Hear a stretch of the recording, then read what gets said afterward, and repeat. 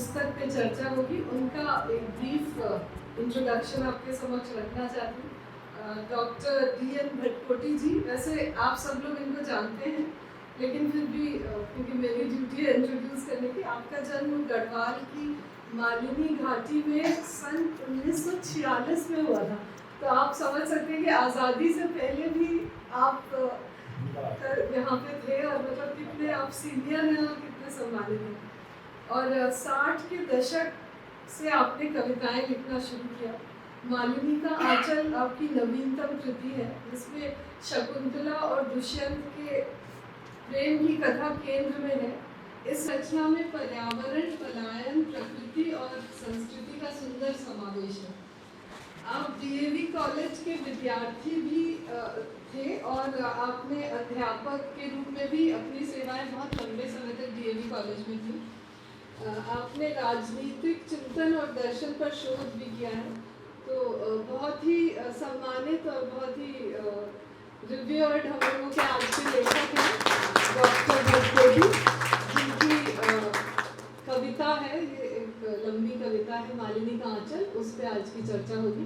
मेरा अनुरोध है सर, प्लीज़ आप अपना स्थान ग्रहण कीजिए बीच वाली चेयर पर, और मेरा अनुरोध है रतूड़ी जी से कि उनका पुष्प कुछ भेंट कर स्वागत करें।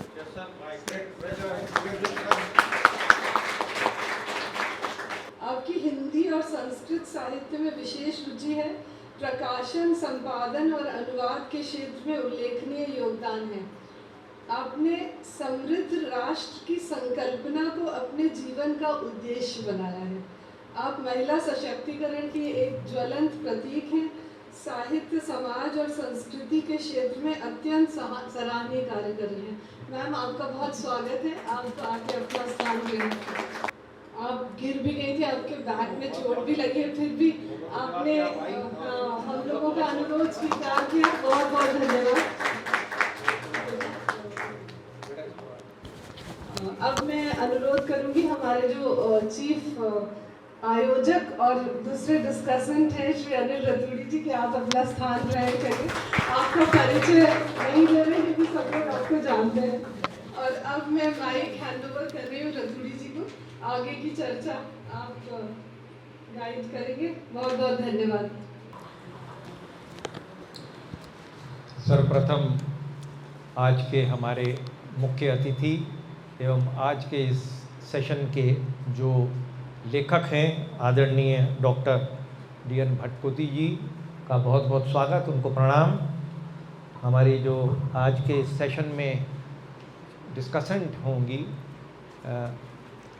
श्रीमती सविता मोहन जी, आपको भी बहुत बहुत नमस्कार, आपका स्वागत है। हम लोग इस सेशन को थोड़ा सा लेट शुरू कर रहे हैं। पहले तो आप सबसे क्षमा इसलिए चाहेंगे क्योंकि आज वर्षा भी हुई और उस ट्रैफिक भी, आज सैटरडे का दिन था तो लोग उसमें थोड़ा फंस गए। अदरवाइज़ नॉर्मली हम लोग शुरू टाइम पर ही करते हैं। आज जिस पुस्तक के बारे में हम लोग अगले कुछ हमारा जैसे आप लोग अवगत होंगे, देवियों सज्जनों, आपको सबका स्वागत है, नमस्कार। आप लोग अवगत ही हैं कि जो फॉर्मेट है हम लोगों का लगभग 35-40 मिनट हम लेखक से बात करते हैं, और उसके पश्चात फिर आप लोगों का जो इंटरेक्शन है और प्रश्न उत्तर है या कोई और ऑब्जर्वेशंस हैं उस पर भी हम लोग उसका भी अवसर देते हैं। तो अभी लगभग 5:35 हो रहा है, तो हमारा ये प्रयास रहेगा कि 45 मिनट लगभग हम बात करें, उसके बाद 15-20 मिनट बात करके फिर हम लोग चाय पी के we can break off. Malini का आंचल ये एक काव्य रचना है जो हमारे आदरणीय लेखक डॉक्टर डी.एन. भटकोटी जी ने लिखी है, और ये पुस्तक आपके समक्ष है। 96 पन्नों की ये पुस्तक है, और समय साक्ष देहरादून से ये प्रकाशित हुई है। ये शकुंतला और दुष्यंत की जो प्रणय की जो कथा है, वो प्राचीन भारत के जो शास्त्रों में भी है और तमाम साहित्य में भी है, उससे ये ड्रॉ किया है आपने। और इसमें मालिनी का जो क्षेत्र है हमारे कोटद्वार का, क्योंकि ये एक इसमें जहाँ एक और एक भारतवर्ष के साहित्य और शास्त्रार्थ की भूमिका है पीछे से, वहीं इसमें एक जो क्षेत्रीय आंचल है उसमें इसका और महत्व बढ़ जाता है, क्योंकि ये हमारे उत्तराखंड के महत्वपूर्ण जो क्षेत्र है, आप जानते हैं देवभूमि यहाँ रही है। सारे कोई ना कोई शास्त्र आप जो भी उठाएंगे उसमें कहीं ना कहीं यहाँ से वो जुड़ा हुआ अवश्य मिलेगा।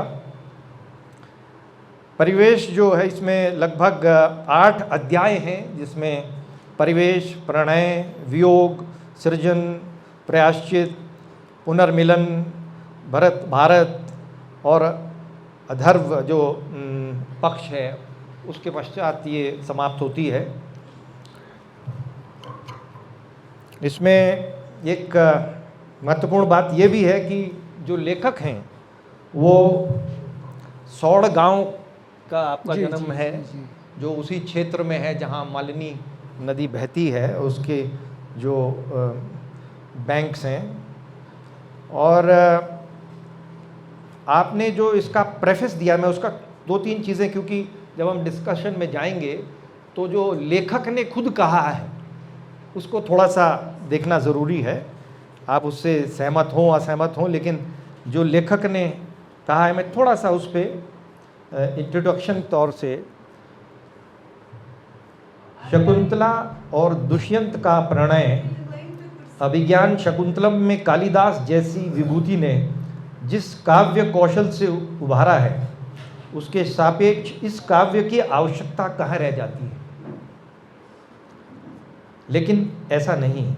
अगर शकुंतला शाश्वत नारी, दुष्यंत शाश्वत नर तथा प्रेम शाश्वत शक्ति है, तो शाश्वत समय जिसकी प्रतीक मालिनी की जलधारा है, मुझे लोक जीवन के वर्तमान में इस अगर की दशा और झांकने के लिए विवश करती है।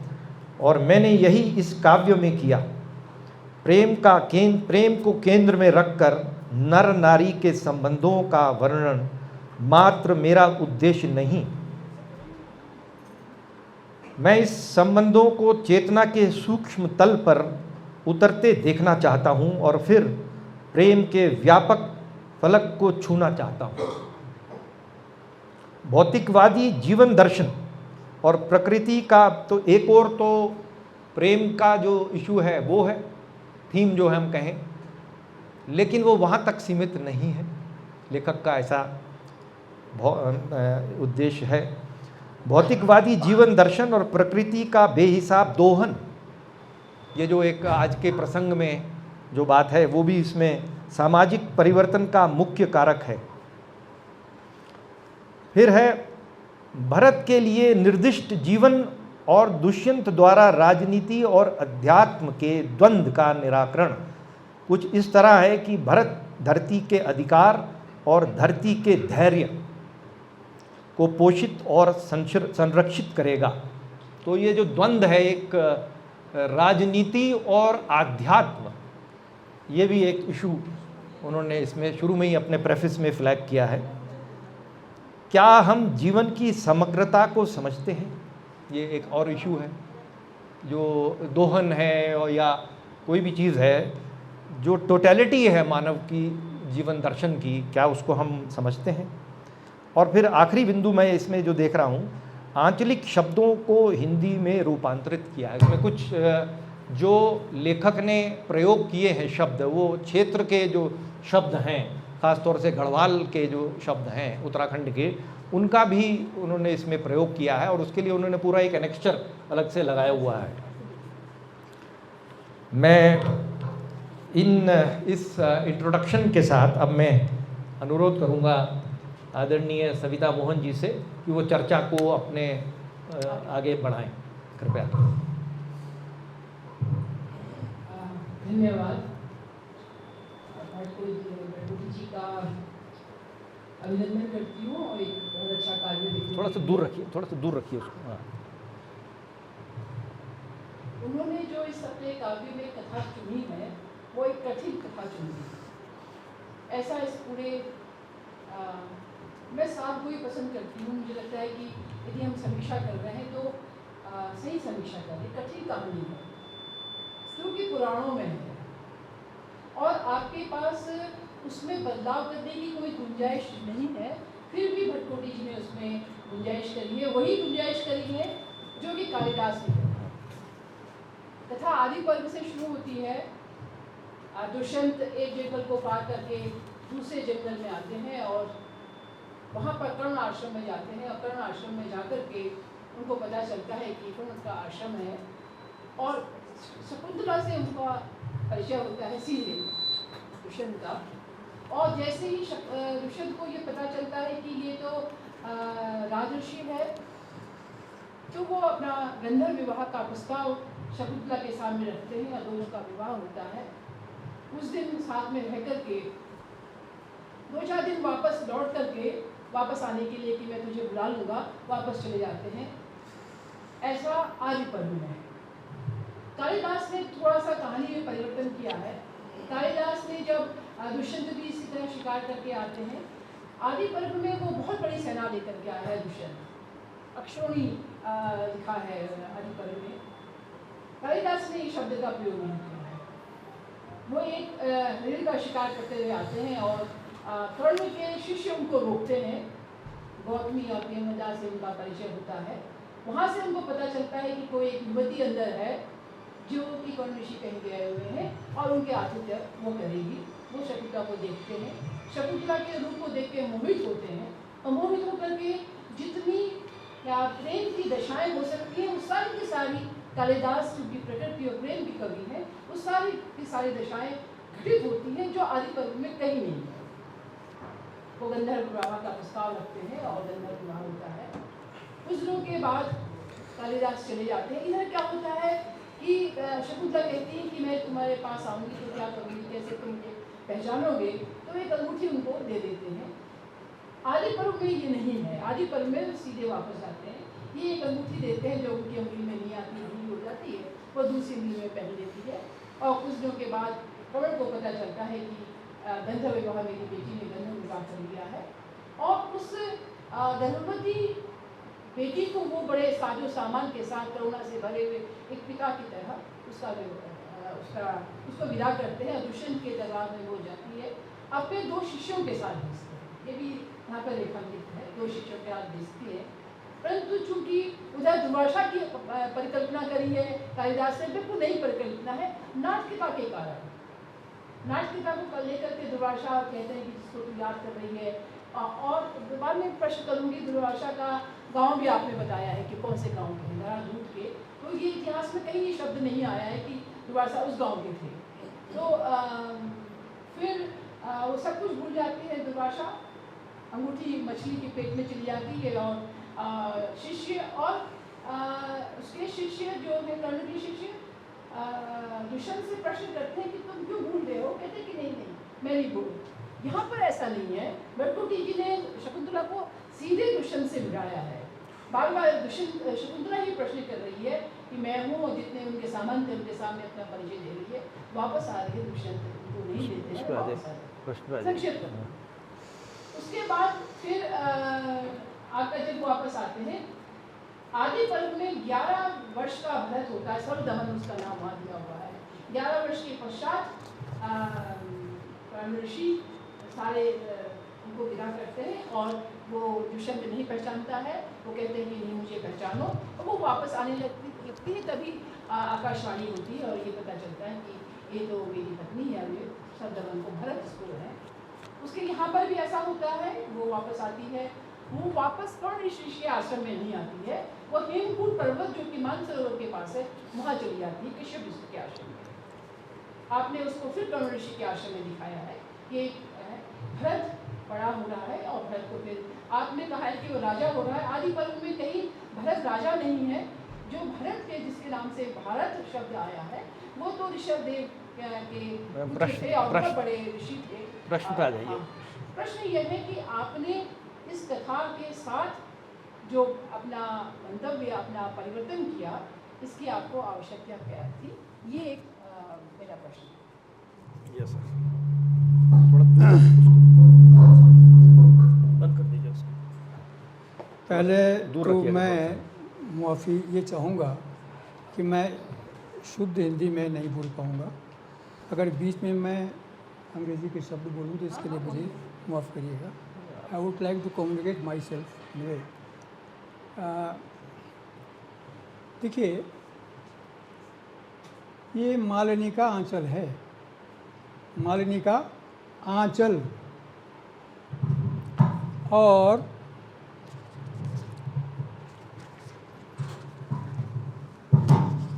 आंचल का मीनिंग तो सभी जानते होंगे।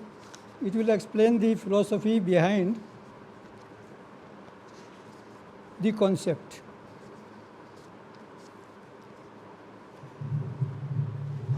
This is not actually a piece of literature in your poetry. Philosophy converted into poetry. ये कथा है और ये आंचलिक कथा है, जिस आंचलिक कथा को उस अंचल के लोगों ने अपने में रसा बसा रखा है, सीधी सी बात। और मालिनी इसमें प्रमुख है। उस मालिनी के अंचल में लोगों ने जो लोकोक्तियाँ रखी हुई हैं, लोक कथाएँ रखी हुई हैं, ये उस पर बेस्ड है। मुझे कालिदास जो अतीत की बात है उससे मतलब नहीं, अभिज्ञान शाकुंतलम उससे मतलब नहीं। क्यों? क्योंकि मुझे मालिनी के आंचल से बात कहनी है। आंचल, फिर कह रहा हूँ मैं, आंचल। और दूसरी बड़ी बात जो मुझे कहनी है, जो मैं समझता हूँ थोड़ा सा अगर आप लोग ध्यान देंगे तो अच्छी तरह से समझ में आ जाएगी, वो ये है, रज प्रधान। अभी बाइसेक्ट करना उसको कि कैसा विवाह था, दुष्यंत ने क्या कहा, एक सब जो कहानी जैसे कही जा रही है। मेरे पास वहाँ से कुछ लोग आए थे और बड़े संजीदा किस्म के लोग, पढ़े लिखे लोग, कि भाई देखिए उन्होंने कर्ण आश्रम बना रखा है कोटद्वार में। अभी कर्ण आश्रम यहाँ थोड़ी ना है, ये पूरी मालिनी घाटी जो है ना, घाटी 30 किलोमीटर पे चलती है। पूरी घाटी में एक कहानी के बिंब हैं। शकुंतला यहाँ पैदा हुई थी, भरत यहाँ पैदा हुआ था, शकुंतला दुष्यंत यहाँ मिले थे, यहाँ रेत के मैदान में वो बैठते थे, यहाँ पर ये आपके चरक ऋषि थे, यहाँ पर शकुंतला पाली गई थी। आई मीन इस तरह की चीज़ें उनकी कथाओं में बह रही है। और मालिनी इन सबको बहा कर ले जा रही है। तो मालिनी का एक तो आंचल, आंचल का मतलब आप जानते होंगे, आंचल माँ का बहुत अच्छा लगता है। और रज प्रधान राजकला में, इन 4 लाइनों पर मैं विशेष ध्यान आपका चाहूँगा। रज प्रधान राजकला में, दुष्यंत जो है रज प्रधान है। रज प्रधान राजकला में दुष्यंत बिंब मालिनी वन में सत्य की चूनर, चूनर शब्द पे ध्यान दीजिए आप, आंचल नहीं, सत्य की चूनर ऋषि कन्या शकुंतला के उर स्थल में। और फिर संयोग के बाद क्या होता है, मालिनी की जलधारा में संयोग सृजन का हेतु भरत है। अब ये भरत था कि वो भरत था?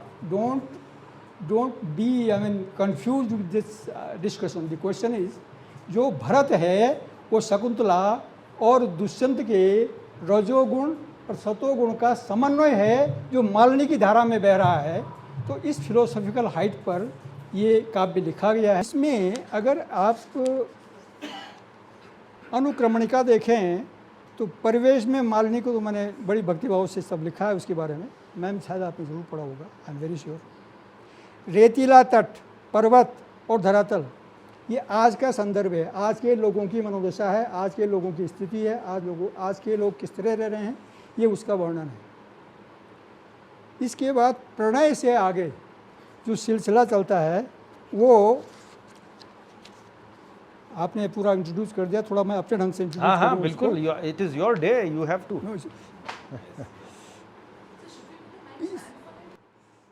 घर में आवाज़ बंद रहती है, यहाँ तो बोलने देंगे। अब पुलिस भी FIR नहीं करती है। सर, मालिनी का आंचल काव्य में शकुंतला और दुष्यंत की प्रणय कथा को आधार बनाया गया है।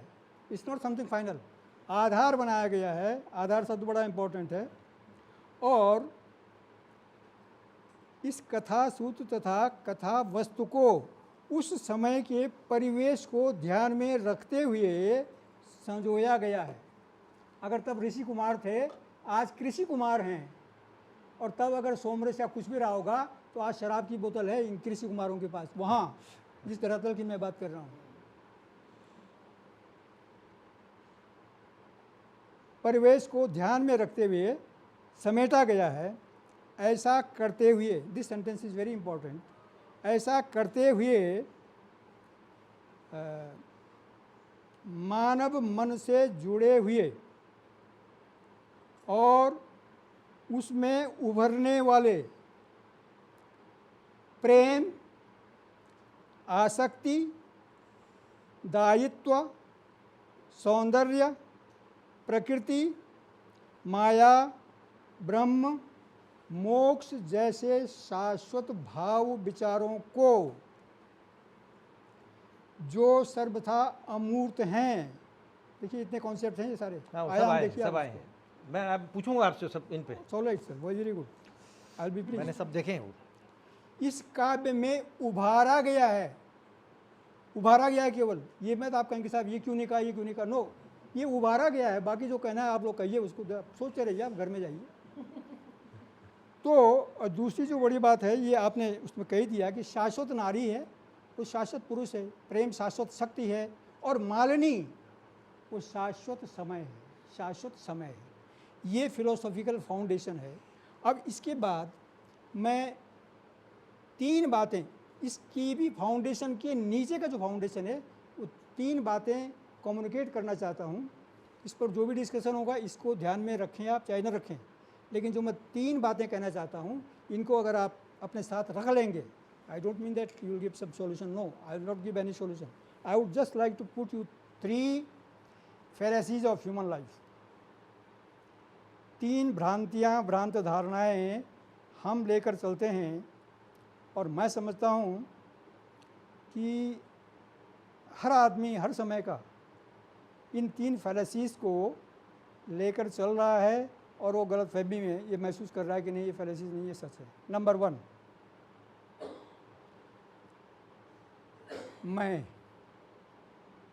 आपका मैं, कभी आप मैं से बात करते ही नहीं है, मैं को आप ढूंढते ही नहीं है, या तो आप ढूंढते नहीं हैं या उससे बात करने में आप घबराते हैं। आपके मैं के साथ में आपका मेरा जुड़ा हुआ होता है। योर मैं is never isolated, it is always associated with your mind. मेरा, मेरा देश, मेरा भाई, मेरा लड़का, मेरी पत्नी, दिस एंड दैट। एक तो ये फैलेसी है कि आप मैं को न ढूंढते हैं, न मैं को जब भी आप इस्तेमाल करते हैं वो मैं आपका अकेला नहीं है, मेरा के साथ है। दूसरी बहुत बड़ी फैलेसी है वो ये, तक से पर 2 शब्द याद रख लीजिएगा, तक और पर। कोई भी चीज़, जो भी इच्छा आप करते हैं, मिलने तक आकर्षण, मिलने तक आकर्षण, यानी कोई भी चीज़ हो आपकी, वो एनिमेट इनएनिमेट चीज़ हो, पदार्थ हो, रिलेशनशिप हो, कुछ भी हो, कोई एस्पिरेशन हो, मिलने तक आकर्षण, मिलने पर साधारण, दैट्स ऑल। मेक इट ए की, you can deny it, nobody can deny it. Now third fallacy is much more important, that is मौत से डर। बड़ा स्वाभाविक है, होना भी चाहिए, इसलिए कि आप जीवन को समझते हैं। मज़े की बात यह है कि आप जीवन को जितना समझते हैं वो आधा है। मैं ये नहीं कह रहा हूँ झूठ है, वो आधा है। साइंटिस्ट को पूछो, कहता है लाइफ फोर्स है। आप किसी फिलोसोफर को पूछे, वो कहेगा कॉन्शियसनेस है। साइकोलॉजिस्ट से कहिए, वो कॉन्शियसनेस है, चेतना है। तो चेतना और लाइफ फोर्स में आपने कहा हम लाइफ को समझ गए साहब, ज़िंदगी हम समझ गए, ज़िंदगी समझ गए, लेकिन आप जिंदगी को जिए नहीं। अगर आपको ज़िंदगी जीने की कला नहीं, आपको अगर जीने की कला नहीं, जीवन को समझकर मानने की कला अगर आ जाएगी, तो मौत नाम की कोई चीज़ नहीं है। यानी मृत्युंजय होना, ये आखिर मौत से निडर हम कब होंगे? इसमें शकुंतला कह रही है मृत्यु अमर उत्सव है। एक जगह शकुंतला कह रही है कि मृत्यु लोक में मृत्यु अमर है, मृत्यु अमर है, आदमी नहीं अमर है, मृत्यु अमर है। Everyone has to die, you have to die. Death is inevitable. I mean, with this philosophical depth, ये जो 3 फैलेसीज मैंने बताई हैं, जो तीसरी फैलेसी है उसमें क्या नहीं है जिसमें पूरा आपका आध्यात्म आ जाता है आपका, मतलब we are afraid of death because we don't know what living is, not life what living is. जीना क्या है ये अगर हम समझ लें, जीना क्या है अगर हम समझ लें तो देयर इज़ नो डेथ। और उसके एक्सप्लेनेशन दुनिया भर का दीजिए, उससे मेरा मतलब नहीं है। जीना क्या है ये हमें डिसाइड, बट माइंड इट, जीना क्या है this is open ended question. हर एक का अपना अलग जवाब है, अलग ख्याल है, and that is why there is all chaos. आप सर बहुत अनुभवी एकेडमिशियन भी हैं और लेखक भी हैं, और आपका जीवन का अनुभव भी 1946 का आपका बर्थ है, तो यहाँ काफ़ी लोगों से, अधिकांश लोगों से अधिक है। इस with this introduction of the talk that I am going to give now regarding this question, आपने जो 7-8 इसमें कॉन्सेप्ट बताए शुरू में, जो आपने अपने प्रेफेस में लिखे हैं, बहुत अच्छे हैं, जिसमें प्रेम है, चाहे वो राज का मामला है, द्वंद्व है, सौंदर्य है, ये सारे जो आपने कॉन्सेप्ट उसमें बताए हैं, मेरे ख्याल से किसी भी साहित्य में, दर्शन में यही जीवन के सार है। जो इनके थ्रू निकल जाएगा वो एक प्रकार से मोक्ष, अगर जो आप कहते हैं उसको, इस संसार में अगर जो मोक्ष का एक ज्ञान उसको प्राप्त हो जाएगा, वो उससे विरक्त हो जाएगा, जो सारा द्वंद्व है जीवन का। बहुत आपका उद्देश्य बहुत अच्छा है। अब सवाल ये है कि प्रेफिस और जो कृति है वो क्या कहते हैं, whether the Kriti, whether the work of art validates the preface, that is the question I am asking. One, अब इसमें क्या इशू है, सामान्यतः जैसे इसमें आपने बहुत अच्छे से स्वयं बोला और मैं उसको समझ रहा हूँ जो आप बोल रहे हैं, क्योंकि आपने प्रेफेस में भी बोला, आपने अपने उसमें भी अभी इंट्रोडक्शन में भी वो बात बोली। शकुंतला एक अध्यात्म का प्रतीक है और वो जो राजनीतिक राजस जो है उसका प्रतीक है, जो मतलब क्लियर एलेगरी में अगर जो हम देखें उसको, तो ये दो वो हैं, और ये दोनों का समावेश में भरत निकलता है, जो आपका कहना भी है, आपने उसमें लिखा भी है, और ये बिल्कुल सही है कि ये द्वंद्व भी रहता है जीवन में, इन्हीं का रेजोल्यूशन जो है वो जीवन का उद्देश्य भी होना चाहिए, सामान्य हार्मोनी जीवन में आ जाए अगर जो। अब क्या कृति के माध्यम से हम किसी एक फिलॉसफी को, किसी एक दर्शन को हम उसका निबंध लिख दें, हम सीधा लेक्चर दे दें, अपने मैसेज को पास कर दें। एक फिलोसफर होता है और एक साहित्यिक लिटरेरी राइटर होता है, ये दो अलग अलग चीज़ें हैं। फिलोसफर जो है वो सीधी बात बोलता है, और जो राइटर है वो जीवन के नाटक के, उसके नाटक के मध्य से लाता है उसको, वो बोलता नहीं है, वो अपने जो उसके पात्र हैं उनके जो संघर्ष है उसके थ्रू वो कथारसिस होता है, वो बोलता नहीं, वो उसको जो पढ़ने वाला है, देखने वाला है, उसके मध्य वो अपने आप उसके आत्मीय तौर पर वो चीज़ें जो आप बोलना चाह रहा है लेखक, वो उसके अंदर स्वयं उसके आत्मा से निकलनी चाहिए वो चीज़ें, तो वो उसका नॉलेज तब उसमें होता है। हमारा सवाल इसमें ये है, मेरा सवाल आपसे ये है कि ये बहुत अच्छा आपने कहा कि शकुंतला एक आध्यात्म की प्रतीक है और वो उसका राजनीति का प्रतीक है, जहाँ से वो दोनों का समन्वय होता है। शकुंतला को जो वो आध्यात्म का जो ज्ञान मिला, जो वो ट्रांसफर कर रही है, वो असली चीज़ है। असली चीज़ तो इसमें वही है, क्योंकि जब राजनीति को या रजस उसको जब वो उत्थान देगा, वो आध्यात्मी देगा, तो वो आपका ऑब्जेक्टिव बहुत अच्छा है, उद्देश्य। सवाल ये है कि जो वो ज्ञान शकुंतला को प्राप्त हुआ, वो तो शुरू में जब वो आई है तभी से प्राप्त है, उस कृति के थ्रू तो कहीं प्राप्त हो नहीं रहा वो। अच्छा ये होता शायद कि वो कृति के थ्रू प्राप्त होता, मतलब उसको सीखने को मिलता एक एक चीज़ उसमें, तो जो ड्रामेटिक इफेक्ट है वो मतलब फिर उसमें वो एक प्रकार से क्या कहेंगे उसको, उपदेशक, डाइडैक्टिक बोलते हैं जिसको, डाइडेक्टिक हो जाती है ना, फिर वो सेंटेंशियस अंग्रेजी में बोलते हैं जिसको, कि हम अपनी बात को बोल रहे हैं और एक कृति रख रहे हैं जिससे वो चीज़ शायद उतनी नहीं निकल रही है। ये मेरा प्रश्न। मैं भी एक प्रश्न Sure. ऐसा ही पूछ रही हूँ। जी नहीं, लेट पहले उनको चलिए आप। एक एक करके ना, पहले उनको बोलेंगे। नहीं हो सकता है आइए इनका सर। प्रश्न भी इसी में आ जाए। आइए हाँ, इसमें आ जाएगा आइए ना। बोलिए, हाँ, आप पूछिए। ठीक, ठीक। मेरा प्रश्न ये है कि ये पुस्तक जो मालिनी पर है, इसको हम क्या बोलें? इसमें कथोपकथन भी है दुष्यंत और शकुंतला के, और तो इसको हम पद्य नाटिका कहें या इसको खंड काव्य कहें? क्योंकि ये लंबा चल रहा है तो ये खंड काव्य हो सकता है। खंड काव्य में की जो विशेषताएं हैं, चलो हम दो विशेषताएं इसमें है कि इसमें विरोधात्मक नायक है और एक इसकी पत्नी भी है, परंतु जो और खंड काव्य की विशेषताएं होती हैं वो उनका विवाह इसमें नहीं हुआ है। इसलिए शुद्ध रूप से ये खंड काव्य मेरी दृष्टि में नहीं है, परंतु कथा चल रही है इसलिए इसको खंड काव्य की तरह से सरस रूप से आइए, आइए। मालिनी की तरह। अब मेरा प्रश्न अब आ रहा है, हाँ, बोलिए।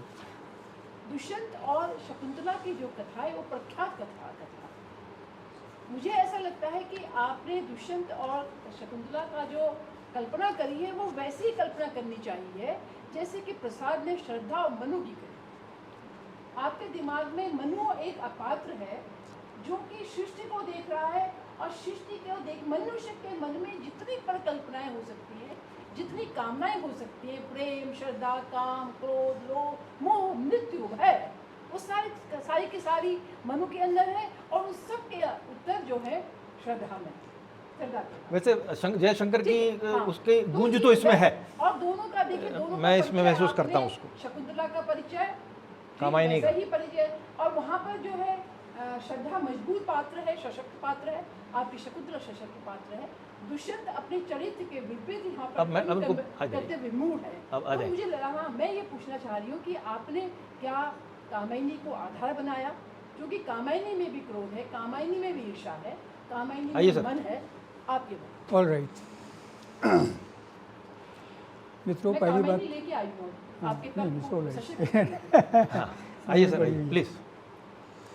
इसमें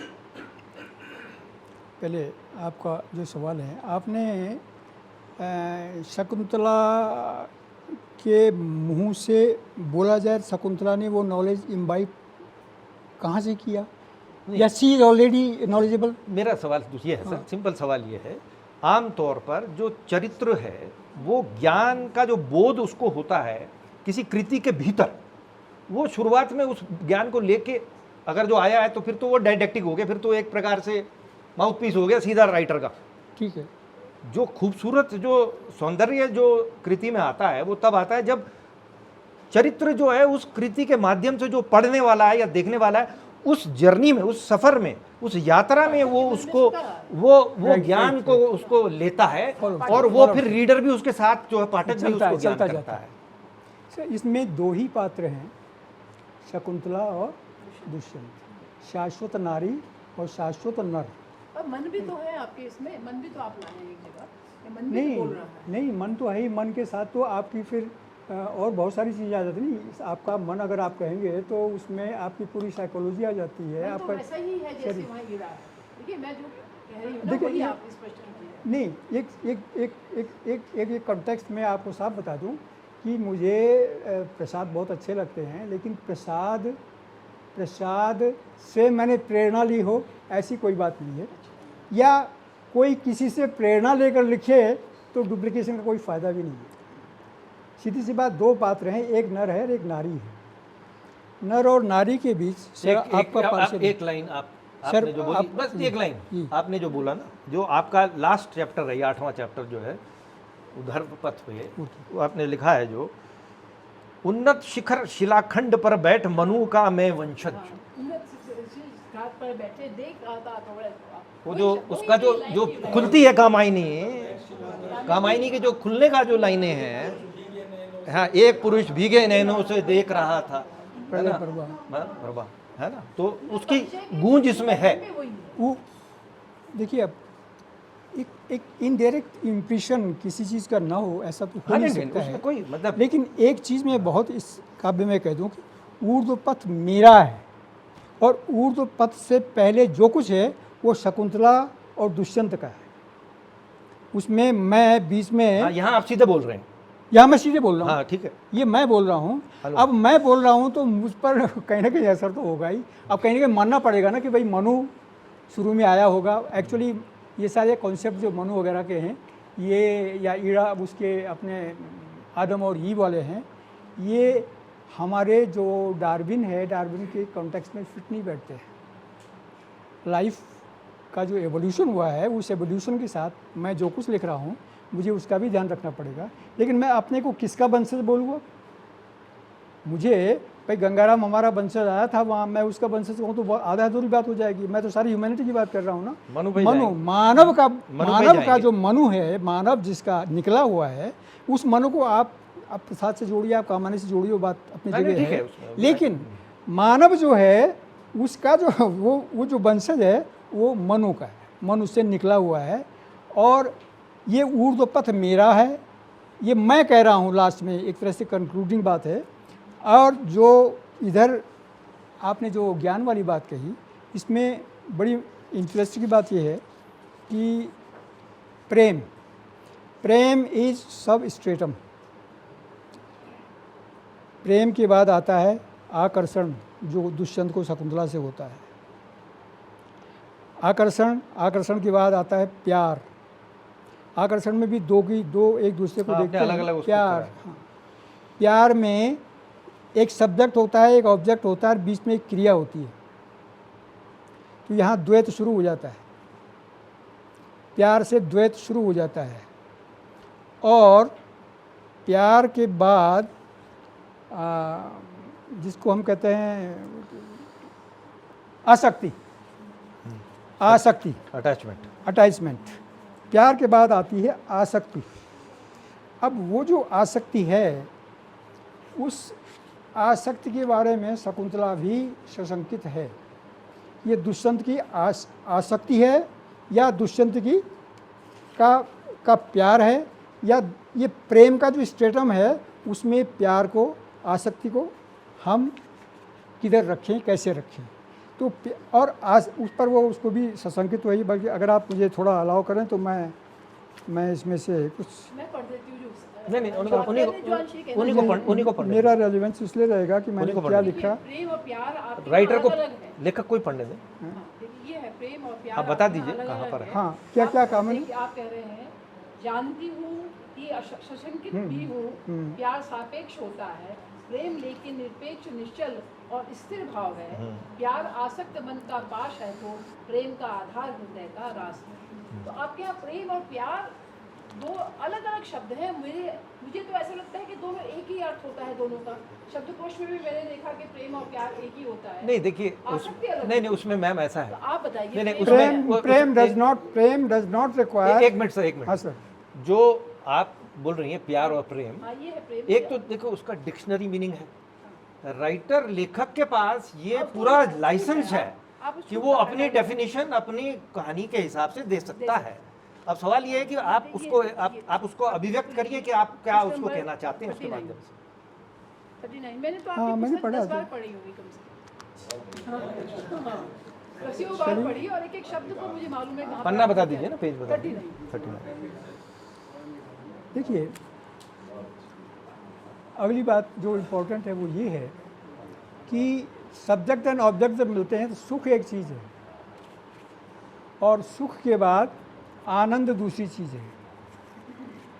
नहीं, इसमें एक चीज़ और भी है ना। भूमि एक मिनट, जो पर्सनैलिटी सबको मालूम है, एक मिनट, सबको मालूम है, लेकिन जो दुष्यंत की पर्सनैलिटी महाभारत के उसमें है, या जो शकुंतला की पर्सनैलिटी कालिदास में है, ये पर्सनैलिटी वही है। ये तो आपका दुष्यंत है, ये तो आपकी ये शकुंतला मेरा है। दुष्यंत है, ये मेरी आपकी शकुंतला है। ये पर्सनैलिटी क्या है ये तो आप तय करें। मैं तय करूंगा ना। बिल्कुल मैं तय करूंगा। तो उसमें लव एट फर्स्ट साइट, ये फ्रेज ही अपने आप में गलत इसलिए है कि इसके साथ लव मत लगाओ। आप अट्रैक्शन कहिए ना इसको, आप अट्रैक्ट हो गए हैं, इट्स ऑल राइट। आकर्षण कहिए इसको ना। आकर्षण एक स्टेज है, पहली स्टेज है, वो लव थोड़ी ना है। आकर्षण आपको हुआ, उसके बाद में प्यार हुआ। प्यार means interaction, subject and object. Dushyant और शकुंतला, उनमें बातचीत हुई, उसने पानी मांगा, उसने पानी पिलाया, वो देखती रही, पानी गिर गया था।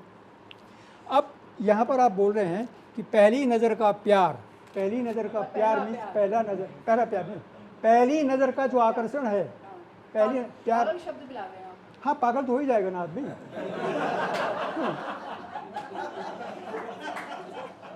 इसमें जो आप फिर उठी। ही का मैं पढ़ के देता हूँ, मैंने अंडरलाइन किया हुआ, एक मिनट।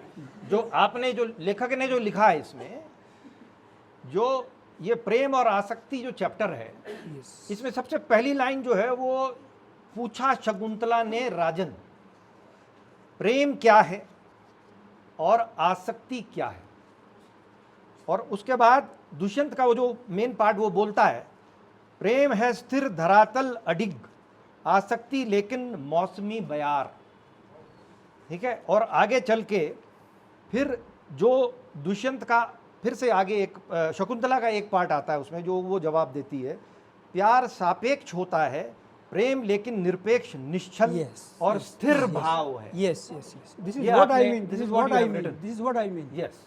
और मैं एक बात बताऊं, sorry for interruption, this is the only question that Shakuntala puts, this is the only. बाकी वही जवाब देती है, वो दूसरा बाकी वो जवाब देती रहती है, वो ऋषि कन्या है। हाँ, जवाब देती है। और दुष्यंत को पुनर्मिलन के बाद अगर आप पढ़ें, पुनर्मिलन के बाद दुष्यंत को लगता है कि राजसी शौर्य के अलावा भी कोई और शौर्य होता है। सर ये जो प्रेम की बात हो रही है जी, इसमें जो आपने शुरू में कहा है प्रेम से, क्योंकि अभी फिर आगे उससे बढ़ेंगे, एक ही चीज़ पकड़ लें, प्रेम ही ठीक है। हाँ, तो इसमें जो आपने ये कहा, ये तो आपने बिल्कुल स्पष्ट कर दिया, आसक्ति प्यार ये अलग हो गया, और एक जो प्रेम का भाव जो है, वो प्रेम का भाव है जो उदात प्रेम की आप जो बात कह रहे हैं, उसमें आपने कहा है कि प्रेम को केंद्र में रखकर नर नारी के संबंध का वर्णन मात्र मेरा उद्देश्य नहीं है। मैं इन संबंधों को चेतना के सूक्ष्म तल पर उतरते देखना चाहता हूं और फिर प्रेम के व्यापक पलक को छूना चाहता हूं। इसको थोड़ा सा, ये काम आसान नहीं है, ये भी मैंने इसको थोड़ा सा एलैबोरेट करिएगा सर। देखिए, थोड़ा सा, जब शकुंतला और दुष्यंत पुनर्मिलन के बाद, मतलब एक बात तो अपनी जगह सही है कि आपकी जो कृति है वो प्रेम प्यार या प्रेम से शुरू होकर फिर राजस तामस और वो करके फिर वो राजनीतिक से लेकर और मानवीय समाज पर और फिर समाज पे लेकर और मानवीय जो एक प्रकार से उत्थान है प्रेम के जरिए, सूझबूझ बुद्धि के जरिए वो होता है। लेकिन जो आपने प्रेम की बात करी कि ये है भी और इसको सूक्ष्म उसके तल पर आप उतारना चाहते हैं, ये आप क्या कहना चाहते हैं? ये थोड़ा सा इसको अगर जो आप एलैबोरेट करना चाहें। देखिए, प्रेम प्यार की बात नहीं कर रहा हूँ। प्रेम को जब दायित्व के साथ हम जोड़ते हैं, दायित्व, चाहे हम घर को संभालें, वो शब्द भी आपने यूज किया इसमें, दायित्व यूज किया आपने। दायित्व बहुत बड़ा, बहुत इंपॉर्टेंट है। हाँ। देखिए, दुष्यंत दायित्व का प्रतीक है। शकुंतला मीडिएशन कर रही है और लेकिन वो जानती है कि प्रेम तत्व, प्रेम सबस्ट्रेटम ही ऐसा सबस्ट्रेटम है, ऐसा एक धरातल है जिस पर सब कुछ उगा हुआ है। उस पर स्त्री पुरुष के संबंध, उस पर परिवार, उसमें भरत, उसमें राज्य, उसमें आपके षड दर्शन, ऋषि मुनि, उसमें कृषि, वो प्रेम के धरातल पर अगर सदर रहेगी तो निश्चित रूप से जो राज व्यवस्था होगी वो राज व्यवस्था उत्तम होगी। और ये जो द्वंद्व है ना, ये द्वंद्व दुष्यंत को सालता है। वो ये कहता है तुम भरत को आध्यात्म सिखा रहे हो तो इससे कैसे काम चलेगा भाई, क्योंकि इसे राज व्यवस्था संभालनी है, सतगुण रज ये सब तुम कह रहे हो, ब्रह्म सब कह रहे हो, लेकिन उसको तो आखिर एक न एक दिन उसको प्रेम आसक्ति विरह मिलन सुख आनंद और मोक्ष इनसे गुजर बसर कर तुम कौन मार्ग में खड़ी शकुंतले, मोह माया का महाजाल है, इससे मुक्ति कहाँ संभव। काम क्रोध मद लोभ मोह अधम पथ जीवात्मा के हो सकते हैं विरत प्रयास से। काम क्रोध मद लोभ लुप्त, मगर मोह के बंधन से शायद जीव नहीं है मुक्त। काम क्रोध मद लोभ में जो मोह है ना, मोह से लुप्त होना बहुत डिफ़िकल्ट है, बहुत कठिन है। ये इसी में सर आपकी लाइनें हैं कुछ ये हाँ जी। जो आप जो कह रहे हैं इसी का वो है, जिसमें दुर्वासा वाला जो है, हाँ बीच में दुर्वासा का जो पाठ है उसमें प्रेम प्रदर्शन, ये आपने लिखा है सर, प्रेम प्रदर्शन की जद में जाने कितना बहकाया कवियों ने। और फिर आगे लिखा, नारी ने रूप साधना लक्ष्य बनाया, ये मेरा तन सजाया, पुरुष प्रधान उसे रिझाया, तन मन के पूर्ण समर्पण को अपना भाग्य बताया। तो जो आपने जो शुरुआती जो प्यार वाला जो आसक्ति वाला जो इसका क्षेत्र है उसको आपने शुरू में दिखाया है, और बाद में फिर आपने एक प्रकार से जो आप दायित्व कह रहे हैं, राजनीति, राजा, राजस्व जो वो पार्ट है उसको जो आध्यात्मिक जरूरत है, वो आध्यात्म एक प्रेम को, जब प्रेम उदात्त स्तर पे जाता है, आपने जो कहना चाह रहे हैं मेरे ख्याल से कि उदात्त प्रेम शकुंतला का जब उसको गाइड करता है तो उस उदात्त प्रेम से एक प्रकार से उसे ब्रह्म ज्ञान के उस पर भी वो जाता है, और वो जो दायित्व है उसका आध्यात्म से, प्रेम से शादी हो जाती है एक प्रकार से, और वो फिर भरत निकलता है। यही कहना चाह रहे हैं ना सर आप? भरत निकल चुका है जिसका हाँ। दुष्यंत को पता नहीं है। सॉरी, मेरा मतलब ये है कि भरत निकल चुका है, मेरा मतलब ये है कि और उसका मातृत्व, उसका मातृत्व यानी उसका आंचल, हाँ, वो शकुंतला उसको संभाल रही है। और जो दुष्यंत के साथ उसका जो भी जिस लेवल पर भी उसका इंटरेक्शन था, वो इंटरेक्शन अब भरत में कन्वर्ट हो गया है। एक प्रश्न आप पूछिए, एक मैं पूछूंगा, फिर देन विल ओपन अप। नहीं सर, अभी तो आपका प्रश्न का जो बताऊं, ये जो मैं आप जो बोल रहे हैं ना, वो उसमें ये पुरुष प्रधान समाज एक्शन कहिए ना इसको, आप अट्रैक्ट हो गए हैं, सो राइट, हाँ, आकर्षण कहिए इसको ना। आकर्षण एक स्टेज है, पहली स्टेज है, वो लव थोड़ी ना है। आकर्षण आपको हो, और उसके उसी की वो विषय वस्तु है और कुछ है ही नहीं। और ये इस झांसे में स्त्री आती रही और उसने कहा भाई समर्पण कर दो, और वो समर्पण करके पूरा विश्वास को था ही कि दुष्यंत तो इतना प्यार, इतना उदात्त प्रेम है उसका, वो रथ पर बैठ गई और हस्तिनापुर चली गई। ये जो खुराफात है वो कवियों की है। कवियों का मैं आपको उदाहरण दूँ, आपने लिखा है उसमें, अवला जीवन हाय तेरी यही कहानी, आंचल में है दूध आंखों में पानी। अरे भाई तुम कहना क्या चाहती हो? मैं ही नहीं कह रहा हूँ, बहुत अच्छी बात है, तुमने अपने ढंग से कही है। तुम्हारी प्रसाद का ही उदाहरण दे रहा हूँ, कमानी को दे रहा हूँ। I think these are the best lines in world literature. आपको तो अंग्रेजी का बहुत गहन अध्ययन है। एब्स्ट्रैक्ट को how beautifully he is expressing, how beautifully. मैं कहता हूँ कोई लाइन हो नहीं सकती है। लज्जा भी एब्स्ट्रैक्ट है ना, वरना कहाँ है? लज्जा को दिखाएंगे आप? कहीं नहीं दिखा नहीं सकते हैं। लज्जा का वर्णन कैसे कर रहा है वो, और वो लज्जा बता देता है कि ये लज्जा है, पता लग जाता है। कनक किरण के अंतराल से, कनक किरण के अंतराल से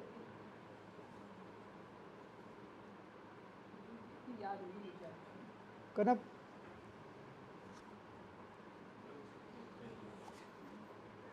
कनक किरण के अंतराल से लुक छिप कर चलती हो क्यों, लुक छिप कर चलती हो क्यों, ए लाज भरे सौंदर्य बता दो, मौन बनी रहती हो क्यों। अब उसने बता दिया कि औरत को लज्जा बहुत ज़रूरी है। और वही मिस्टर प्रसाद, अब मैं क्या बताऊँ मैम आप पूछिएगा। आंसू, इसी को मैं कंटिन्यू कर दूँ, इसको मैं पूरा कर दूँ, इसको मैं कंटिन्यू कर दूँ। आंसू, एक मिनट, आंसू, ये कामायनी की बात कर रहा हूँ मैं, सुप्रीम लाइन से। ये एब्स्ट्रैक्ट को इतने अच्छे ढंग से वर्णन कोई कर नहीं सकता है। आंसू में वही भाई क्या कहता है, छलना थी फिर भी उसमें विश्वास घना था। कितना बेवकूफ़ बना रहे हैं। छलना थी फिर भी उसमें विश्वास घना था, उस माया की छाया में कुछ सच्चा स्वयं बना था। वही आदमी बोल रहा है, एक औरत के लिए नहीं। आई मीन एक जगह कामायनी जहाँ आप वो करते हैं, आंसू में भी तो कहा गया उसने। बच्चन जी कह रहे हैं क्या, फूल नारी का लोहा नर का, आदिकाल से आकर्षण। आई मीन आपने ये इंटेलेक्चुअल ये जो इंटेलेक्चुअल है जिसके सामने वो, यानी उसका मैं अगर थोड़ा सा कि ज़्यादा नहीं, मैं थोड़ा सा कहना चाहूँगा। मैं हाँ बता दीजिएगा कुछ आप। आपने पंक्ति लिखी है, हम्म, शकुंतला का चित्त स्थिर बहुत कम सुषुम्ना में, हम्म, पेंडुलम की तरह वह ईड़ा में घूमता था हम्म, पिंगला की ओर। ईड़ा में रमण करती याद आता वन विहार, दुष्यंत के संग बिताए दिन प्यार के अभिसार के। हम्म। तो मैं ये पूछी थी कि ये जो कठिन शब्द है ईड़ा पिघला सुषुम्ना, ये प्रेम की स्मृति में आपने लाए हैं, इनका यहाँ पर मतलब उपयोग किया है। और ईड़ा पिघला सुषुम्ना आपने एक जगह और प्यार के संदर्भ में इन तीनों शब्दों का प्रयोग किया है। इनके बारे में थोड़ा सा हमको समझा दीजिए। कुछ ताकि मत समझना इसको। प्यार के संबंध में हाँ प्यार नहीं, मैं पूरा बांग्ला में ही ले रहा हूँ मैं। हाँ, मैं इसे- इसमें क्या नहीं है, अब इसको दो तरह से इंटरप्रेट कर सकते हैं आप। कौन सा कॉन्सेप्ट है जो इसमें नहीं है, और इसमें क्या नहीं है। क्या नहीं है का मतलब जो चीज़ इसमें नहीं है वो बताओ। अब आप इसको इंटरप्रेट चाहे जैसे करें। वो ऋषि कन्या है, ये योग के अंदर है, ये ईड़ा है, ये पिंगला है, ये सुषुम्ना है। जब ईड़ा ये इच्छा शक्ति है, पिंगला है ये कर्म शक्ति है, ये इच्छा करते हैं हम, फिर कर्म करते हैं। इच्छा और कर्म का समन्वय होता है, और फिर हम जो है सुषुम्ना में यहाँ पर उसको बैलेंस करते हैं। तो इच्छा और आपका जो कर्म है वो ऐसा ना हो कि इच्छा की तरफ ज़्यादा हो गया आप तो कर्म लुढ़क जाओगे, बैलेंस होना चाहिए। So the balance personality should be there. तो कभी इच्छा, कभी तो मतलब इच्छा है कि मतलब भाई आप भरत को देख रही है, वो ये बड़ा होगा, एक अभिप्सा की इच्छा हो रही है उसकी, फिर कर्म करता है उसके हिसाब से उसको पढ़ाती है, फिर बैलेंस में उसको लाती है। बहुत अच्छा। तो बहुत ज़रूरी है। थोड़ा सा, आपकी भाषा बहुत अच्छी है, इसमें व्यवहारिक शब्दों का खुल के प्रयोग किया गया। और बहुत सुंदर, बहुत सुंदर, बहुत बाद सुंदर। में जब अंतिम होगा तो एक कविता मैं आपको एक बार इसे पढ़ के भी सुनाऊंगी, बहुत सुंदर उन्होंने कविता की। परंतु यहाँ जहाँ पर वो इतनी अच्छी हिंदी लिखते हैं, दुष्यंत का और शकुंतला का, ईर्षा का, सबका वर्णन बड़ी ढंग से करते हैं, वहीं पर उन्होंने कम से कम 20-30 उर्दू के शब्दों का प्रयोग किया है, जो कि वैसे ही खटकता है जैसे कि दाल में थोड़ा सा कंकड़ आ जाए। मैंने पूरी सूची बनाई है शब्दों की, क्योंकि मैंने अध्ययन किया। देखिए, आप कहते हैं कसक, कशिश, पेंडुलम, गुब्बारा। गुब्बारा शब्द तो उस काल में था ही नहीं, क्योंकि 1831 में गुब्बारा बना। गुब्बारा तो रबड़ ही 1831 में बना। आपने गुब्बारा कहा तो उसका मन गुब्बारे की तरफ हट गया। तो ये शब्द जो है हमारे यहाँ इसको काव्य दोष माना जाता है कि जिस काल की घटना नहीं है, जिस काल का शब्द नहीं है, उस घटना को उस काल में दिखा देना। यहाँ पे संस्कृत के विद्वान है, ये ज़्यादा अच्छा जानते हैं। गुब्बारा, रोशन, विरासत, मगरूर, इसमें मैम मैं सदाबहार, इसमें बेशक आदि इसमें बहुत लंबी सूची नहीं, है। इसमें दोनों मैं ये बातें कह रही हूँ कि उसमें शब्दों का प्रयोग से आप बच सकते हैं। नहीं, तो आपके इसमें पास शब्द ज्ञान बहुत अच्छा है। अब लास्ट प्रश्न सर, हाँ सर। लास्ट प्रश्न, फिर इनसे आप लोगों से हम लोग खोल देंगे इसको। आप की बहुत सुंदर कृति है ये, बहुत अच्छी कृति। बहुत सुंदर भाषा है आपकी, और उसमें जो आपने जिस प्रकार से उसकी लय बनाई है, उसकी जो उसकी रिदम है, बहुत सुंदर है। उसके लिए बहुत बहुत बधाई मैं आपको देना चाहता हूँ। धन्यवाद। और जो कुल मिला के इसका स्ट्रक्चर है वो भी बहुत सुंदर है। और जो अभी जैसे आप ने कहा कि वो काल वो था, शब्द ये हैं, आपने तो कहीं ये कहा ही नहीं कि मैं, आपने तो नहीं, कहा नहीं। मैं तो मालिनी के आंचल का और वर्तमान के प्रसंग उसकी में बात कर रहा हूँ। केवल उस चीज को ड्रॉ कर रहा हूँ पीछे से, और उसका एक सोर्स मटेरियल वहां से लेके हमने आज के प्रसंग में उसको रखा है। तो मैं उससे उस बात से सहमत नहीं हूँ जो मैम कह रही हैं। मैं दूसरी बात आपसे पूछना चाहता हूँ विद दैट इंट्रोडक्शन, कि आप पॉलिटिकल साइंस आपने पढ़ा है sir, you are professor of political science, और इसमें एक प्रकार से आपने जो इसका जो दर्शन इसके पीछे चल रहा है पुस्तक में आपके, उसमें यह है कि दायित्व और जिम्मेदारी जो शासन प्रशासन की है राजा के पास या जिसके पास भी सत्ता है, वो आध्यात्म और मानवीय ऊंचे मूलों को समन्वय करे, और तब जाके एक आदर्श जो भरत को आपने जिस प्रकार से रखा है वो आपने उसमें बताया है। तो मेरा सवाल सर इसमें यह है कि अलग अलग अवधारणाएं हैं, हाँ। किस प्रकार की है। अब इसमें आपके जो पृष्ठ 63 पे दुष्यंत भरत से पूछ रहा है, दुष्यंत जो है भरत से पूछता है कि कैसा राज्य बसाओगे, हाँ। कैसा राज्य बसाओगे। ठीक है, आपने ये कहा कि ये सब करने के बाद एक उसकी कल्मिनेशन पर वो आ गया कि भाई आप वो बन गया वहाँ तक, तो वो राज्य की जो अवधारणा है, वो उसकी परिकल्पना है, वो उसमें आप थॉमस मूर आपने देखा होगा यूटोपिया लिखी, जो अंग्रेजी यूरोप के हिसाब से लिखी। प्लेटो ने रिपब्लिक लिखी, और हमारे यहाँ राम राज्य का एक अवधारणा है। का विचार है कि भाई ऐसा एक आदर्श राज्य होता है। तो जो भरत जो राज्य बनाएगा, क्योंकि ये वर्तमान प्रसंग में आप इस कथा को लाए हैं, उस पर थोड़ा सा जो उस जिधर को वो इंगित कर रहा है कि क्या वो होगा, उसको थोड़ा सा आप अगर जो बताना चाहें। ये पुनर्मिलन में वो शकुंतला को ढूंढने के लिए चल पड़ता है। शकुंतला उसको कैसे मिलेगी में उसका भरत से पाला पड़ जाता है। भरत मीन्स वो लड़का होता है, 7-8 साल का होता है। अब वो बाण जब चलाता है तो बाण चलाकर वो कहता है रुक जाओ, ये सारा प्रसंग उसी पर है। बाण घोड़ा रुक जाता है, बाण धनुष को नीचे रखो, धनुष को नीचे रख देता है, क्या नाम है वो नाम हम बताता है। उसके बाद में वो कहता है कि यहाँ अहिंसा, यहाँ पर अहिंसा का राज है, ये क्यों तुम तूणी रो, ये धनुष लिए क्यों घूम रहे हो, इसको उतारो। तो उसने कहा तुम क्या करोगे। उन्होंने कहा मैं राज्य बसाऊंगा जिसमें हिंसा नहीं होगी। अब सवाल ये होता है कि आज के नहीं, हिंसा नहीं होगी, हिंसा नहीं होगा। हिंसा के आप कई कॉन्टेक्स्ट हो सकते हैं, लेकिन ये फिजिकल हिंसा नहीं होगी। ये जो 3 लाइन है मैं आपकी हाँ, आप ही की करिए, पढ़ देता हूँ, फिर आप उसको एलिबरेट सर करिएगा। मैं चश्मा लगाया, बड़ी गलती हो इस गई। अभय अरण्य जैसा जीवन का विस्तार करूंगा, प्रकृति जहाँ हंसा करेगी, निर्भय होंगे नवचर थलचर, हिंसा न कहीं न प्रतिहिंसा, अहिंसा का विधान रहेगा। What wrong it is? Nothing It wrong. is expected of that. It is expected from. आज के युग में जहाँ हिंसा और प्रतिहिंसा का जो इसमें आप एलेबरेट करना चाहें, मैं इसलिए बोल रहा हूँ, अफगानिस्तान है, चीन है, हमारे बगल में पाकिस्तान है, सीरिया में है, आज दुनिया में हिंसा, और आज हमारे भारत में अहिंसा का जो सूत्र है वो प्राचीन समय से चला आ रहा है, लेकिन उसका रिजल्ट क्या है। How far it is relevant in today's context? Exactly This is what you meant. Exactly.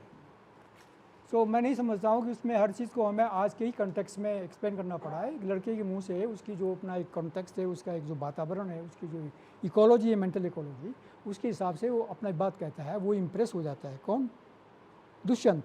अब वो देखता है इतना ब्रिलियंट लड़का है, थोड़ा सा मेरी शक्ल भी मिल रही है, इसको मैं और करके उसके माध्यम से वो शकुंतला के पास पहुंच जाता है। मकसद तो उसका शकुंतला से मिलना था ना। शकुंतला से मिलने के बाद भरत के बारे में क्या कार्यपथ होगा, वो भारत में लास्ट में उसको एक्सप्लेन किया गया है, लास्ट चैप्टर में किया। एंड उसमें दोनों का डिस्कशन है। शकुंतला और दुष्यंत दोनों तय करते हैं। दुष्यंत स्ट्रिक्ट करता है कि भाई राजकाज ऐसे नहीं चलेगा, ये संन्यास भाव जो है इससे बात नहीं बनेगी। वो कहती, वो बताती है कि भाई संन्यास भाव वाली बात नहीं है, उसमें आपको संन्यास नहीं देखना है, आपको बाहर से बगल में रोटी, वो हाथ में रोटी, बगल में सोटी।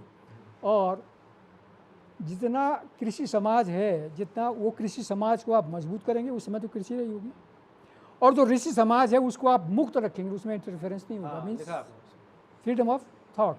तो फ्रीडम ऑफ थॉट बहुत ज़रूरी है ताकि डेवलपमेंट हो, और कृषि बहुत ज़रूरी है ताकि फिजिकल एस्पेक्ट मजबूत हो। ये एक खाका, और उस पर कन्विंस होकर बाद में बहुत मज़े की बात यह है कि आखिर में शकुंतला जो कुछ कहती है, दुष्यंत आखिर में उसी को एग्री करके वो ये मानकर चलता है कि ये जो जितना कुछ भी यहाँ देश काल के अंदर अब देखते हैं, ये कुनमा है, ये बाइफर्केशन है, तो वो बाइफर्केशन इसलिए नहीं होता, इसलिए होता है कि चेतना को, जो अखंड चेतना है, यूनिवर्सल कॉन्शियसनेस है, उसको हम नहीं समझ पाते हैं। तो उसको एग्री करके वो कहता है कि मैं अब उस लेवल पर हूँ कि मैं उस चेतना का अंश, उस यूनिवर्सल कॉन्शियस का अंश तुम में भी देख रहा हूँ, भरत में भी देख रहा हूँ, और सब में देख रहा हूँ। अब मुझे मैं नहीं और तुम नहीं नज़र आ रहे। अरे मज़े की बात है कि हम भी नज़र नहीं आ रहा है। अब जो शेष है वो शेष केवल एहसास है, यूनिफिकेशन ऑफ ऑल सोल्स, अद्वैत हो गया सब। अद्वैत पर वो पहुंचता है, जिस पर मुझे एहसास हो रहा है। लेकिन इस एहसास को बचाने के लिए बहुत ज़रूरी है कि धरती के बारे में हमें सोचना पड़ेगा, और क्योंकि धरती के भी तो अपने अधिकार हैं। अब हमें इस धरती के अधिकार की बात और इस धरती के धैर्य की बात करनी पड़ेगी, कितना टॉलरेट करेगी ये। तो धरती के धैर्य और धरती के अधिकार की बात करके एग्री कर जाते हैं दोनों, और उसके बाद दोनों संतुष्ट हो जाते हैं, एंड दिन हुआ व्यस्त, सब अपने अपने काम में लग जाते हैं। This is the. आइए थपलियाल जी, अब सर, आप यू ये- can shoot your question now. आपको रैप अप करना था। हाँ। लेकिन मेरा ये था कि उस वक्त जो कि भावनात्मक उत्तेजना वो अब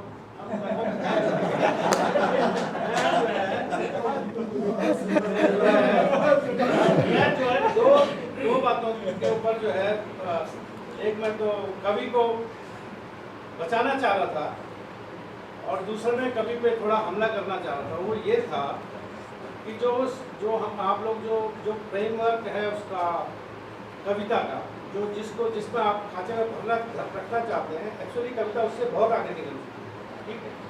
तो अब उसमें उन चीज़ों में वो बहुत बढ़िया। बेमानी होगी। वो तो 12वीं 13वीं शताब्दी के बाद तो उनका कोई है ही नहीं, मतलब उसके बाद तो बहुत कुछ हो गया। अच्छा, जहाँ तक ये है कि पुरी साहब ने जो सवाल किया था वो सबसे ज़्यादा वैलिड मुझे ये लगा कि आप कुछ कहना चाह रही है तो आपको फिलॉसफी है, कविता कहाँ है?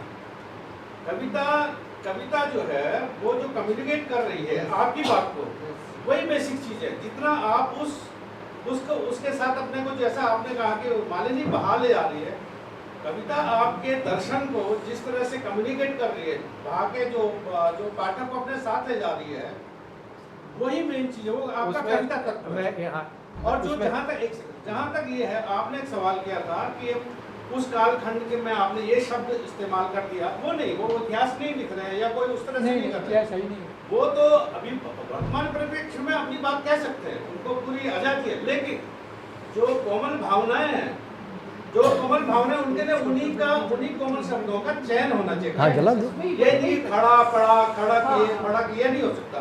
जो कोमल भावनाएं हैं उनमें उन्हीं शब्दों में कभी कितना रवा है, उसका जो हाथ है वो इसमें नहीं, वो दिख जाता कि अभी नौबिश है, ये अभी बच्चा है इस मामले में। तो ये होती बात है। कवि का इसलिए मैं कह रहा हूँ कि इसका जो शिल्प है वो भी अब बहुत आगे जा चुका है। यही कारण है कि अतुकांत होने के बावजूद भी कविता को लोग निभा ले जाते हैं।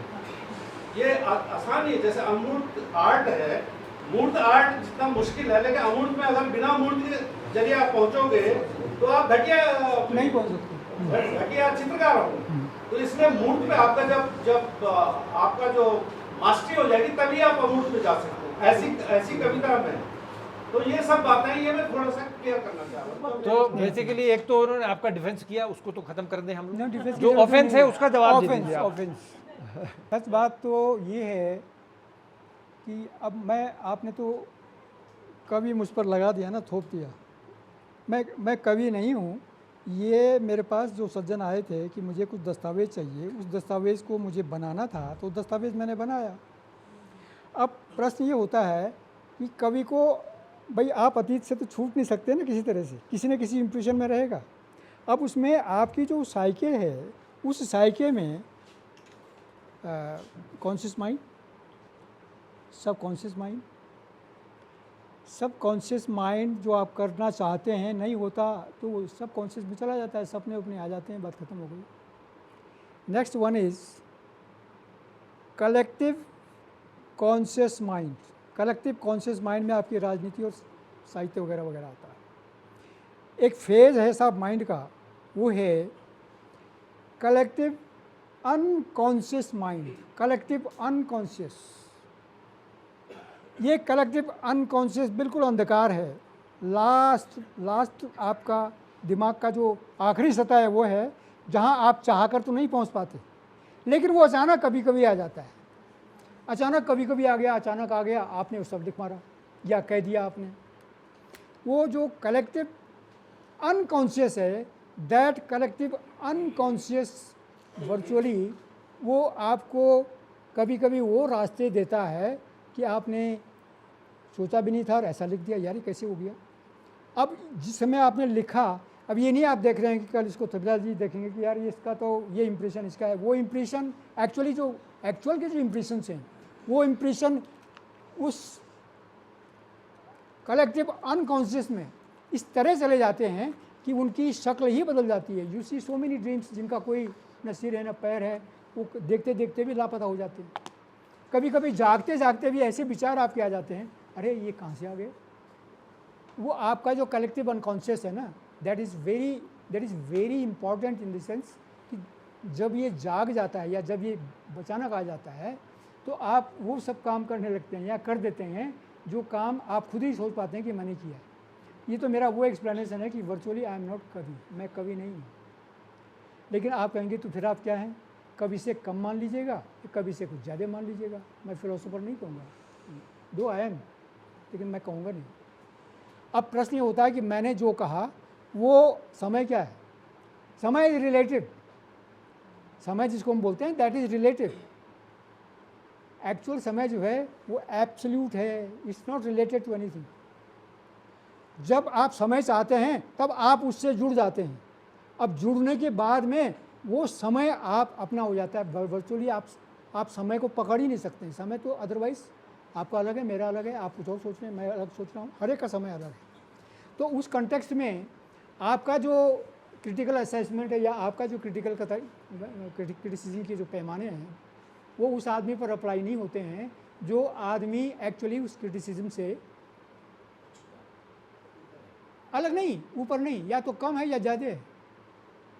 आप जिस धारा में बह रहे हैं वो कम है या ज़्यादा है। मालनी बह तो रही है लेकिन उसका कण कण हर धारा नहीं है, मर रही है फिर आ रही है, मर रही है फिर आ रही है। आपको क्या लग रहा है, एक जैसी बह रही है। तो कुल मिला के जो समय के हिसाब से कहने वाली बात है, तो मैंने अपनी बात कही है। और लेकिन मैं चाहूँगा कि मेरे साथ अन्याय इसलिए नहीं हुआ। I was never second grade student, I was first class and even UP board position holder. लेकिन आज मैं सर 33 मिलेगी नहीं, कुछ पता नहीं, 33 मिल गए। अरे सर आप क्या बात कर रहे हैं, आप तो मतलब शर्मिंदा कर रहे हैं हम लोगों को। नहीं सर, डिस्टिंक्शन है आपकी तो एनी अदर ऑब्जर्वेशन क्वेश्चन। हाँ प्लीज प्लीज, एक मिनट में बस आप इधर आइए, 2 मिनट में पहले, इससे पहले कि आप शुरू करें मैं एक मिनट का समय लूँगा। आपने समय की बात करी ना, टाइम, तो ये मैं सहमत हूँ लेखक से कि एक एब्सोल्यूट टाइम है यस, और एक ऐसा टाइम है जो हमसे संबंधित रिलेटिव टाइम है। एक क्षण के लिए हम ये सोचें कि मानव जाति को आप इस धरती से हटा दीजिए, कोई नहीं है, तो चेतना चली गई, चेतना चली गई। हम और आप ही तो सोचते हैं कि कल था और कल होगा, या यहाँ बैठे हैं वहाँ नहीं बैठे हैं। स्पेस या टाइम का जो कॉन्सेप्ट है वो केवल हमारे लिए है। फर्स्ट कॉज और लास्ट कॉज वो क्या था, साइंटिस्ट या कॉस्मोलॉजिस्ट कहते हैं कि 14.6 बिलियन ईयर्स पहले बिग बैंग हुआ था, तो फर्स्ट तब है। क्या उससे पहले था? मानव तो बहुत बाद में आए। और हमारा जो उपनिषद हैं वो कुछ और कहते हैं, वो तो और पीछे ले जाते हैं, लेकिन वो भी एब्सोल्यूट टाइम की बात करते हैं। तो जो आप कह रहे हैं वो बहुत एक सूक्ष्म जो विषय है समय का। आइए, भाषा विज्ञान का विद्यार्थी हूँ, इसलिए कुछ ऑब्जर्वेशंस आए। अभी प्रेम और प्यार शब्द पर बड़ी चर्चा हो रही थी।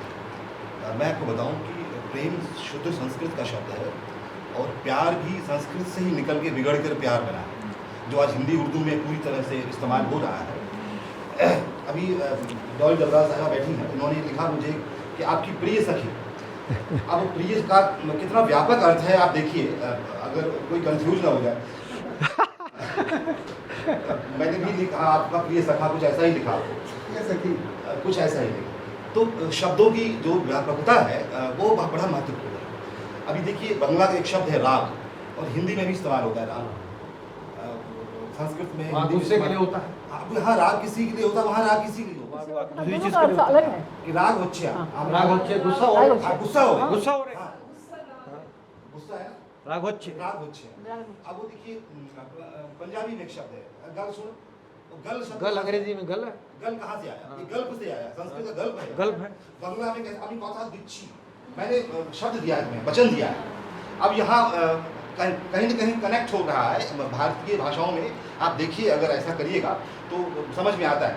और आखिरी एक शेर में सुनाता हूँ, नूर लखनवी साहब का शेर है कि मोहब्बत ही न जो समझे वो जालिम प्यार किया जाए। अब मोहब्बत शब्द है, प्यार शब्द है। देखिए आप दोनों शब्द है, प्यार तो हिंदी का उर्दू का शब्द है और मोहब्बत अरबी का शब्द है। तो अरबी से हिंदी में उर्दू में आया है ये शब्द। अब दोनों में अब मोहब्बत का अर्थ यहाँ बड़ा व्यापक शब्द है कि अब देखिए वो फिल्म देखिए आप, वो जो सलीम और अनारकली की का जो अफसाना है मुग़ल आज़म, देखिए आप उसमें कहते हैं आपसे मोहब्बत हो गई।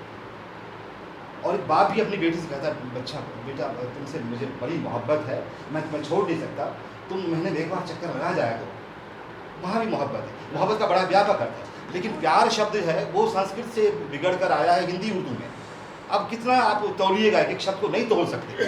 इसीलिए मेरा मानना ये है, आपका कहना बिल्कुल सही है कि एक जो कालखंड है वहाँ का, हमारे संस्कृत ड्रामा में डॉक्टर राम विनय बैठे हैं, संस्कृत के बड़े आचार्य बैठे हैं। अब यहाँ शाकुंतलम में आप देखिए, स्त्रियाँ और भृत्य ये संस्कृत नहीं बोलती। आप मैडम बैठी, सबसे बड़ी आचार्य बैठी हैं, कुलपति संस्कृत विश्वविद्यालय की रही हैं।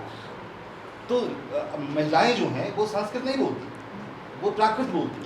और जो दुष्यंत है, राजा है, वो संस्कृत और जो मंत्री है वो संस्कृत बोलता है। दरअसल इसे कई बैठक में पढ़ने का प्रयास yes yes yes, I agree. हुआ ऐसा कि मुझे जो महसूस हुआ पढ़ करके, लगा कि युवा भट्टकोटी जी के कोमल हृदय को बुद्धिजीवी और बुजुर्ग भट्टकोटी जी का बौद्धिक विचार बार बार छलनी कर रहा है। क्या बात है। जैसे नारियल को हाथ से छीलने में उंगलियां लहूलुहान हो जाती हैं, उस तरीके से पढ़ते हुए पाठक में लहूलुहान होता प्रेम है। के बड़े अच्छे चित्र खींचे। तो इस बात को ध्यान रखना जरूरी है। यही काव्य अगर भट्टकोटी सर युवावस्था में अगर लिखे होते तो बुद्धि का ऐसा प्रबल जो उद्रेक है यह नहीं होता। और वहां काव्य सचमुच जो दुष्यंत और शकुंतला की प्रेम गाथा है वह बहती हुई चलती है। आपने कहा कि मैंने दुष्यंत शकुंतला से मुझे कोई मतलब नहीं, आपने लिखा भूमिका में, तो फिर आपने ऊपर क्यों लिख दिया कि शकुंतला और दुष्यंत की प्रणय कथा पर आधारित कथा नहीं है तो आधारित है, तो आप दुष्यंत और शकुंतला की प्रेम गाथा के सनातन स्वरूप की उपेक्षा नहीं कर सकते। नहीं, उपेक्षा नहीं है। जैसे आप बोलिए, जैसे महाभारत का जो शकुंतलोपाख्यान है वहां पर दुष्यंत महालंपट राजा है, बहुत घटिया राजा है, और उस वहां पर कहीं वो धीरोदत्त नायक होने के लायक योग्यता नहीं रखता। लेकिन महाकवि कालिदास ने वो उठा दिया, बहुत सारे गुण देखे उसमें, उठा दिया, और दुर्वासा के शाप की संकल्पना करके दुष्यंत को एक धीरोदात्त नायक बना दिया। एकमात्र योग से एक घटिया राजा महान राजा बन गया। यह कवि की सामर्थ्य है। कवि अपनी सामर्थ्य से जहां पर समाज, आप बिल्कुल आपने कई बार कहा कि हम अपने युग धर्म को बताना चाहते हैं। अपने दुष्यंत और शकुंतला के प्रेमालाप के बीच युग धर्म प्रासंगिक रूप से आया है, कोई संदेह नहीं। लेकिन वह युग धर्म बोझिल होता हुआ जब चलता है तो कविता मरती सी लगती है। अभी प्रकाश भाई साहब ने बहुत अच्छी बात कही थी, कविता कहाँ है? कविता का होना जरूरी है। हमारे विचार अगर कविता पर भारी होने लगे, इस प्रकार से दबाव डालने लगे कि कविता हम प्रवाह के साथ आगे न जी सके, तो फिर कविता की सफलता क्या है? माननीय डॉक्टर सुधा पांडे मैडम। बहुत बहुत धन्यवाद। जैसा कि मैंने कहा कि इस पुस्तक की चर्चा कई सीटिंग्स में होनी चाहिए और इसके कई रूप हैं। उन्होंने कहा बचपन का भट्टकोटी और प्रबुद्ध भट्टकोटी तो रूप हैं। एक पहले सवाल पूछूंगी, पेज 39 पे एक पंक्ति है, भट्टकोटी सुनिए। उड़ता गगन में पंख लेकर मैं पपीहा तुम चांद पूनम।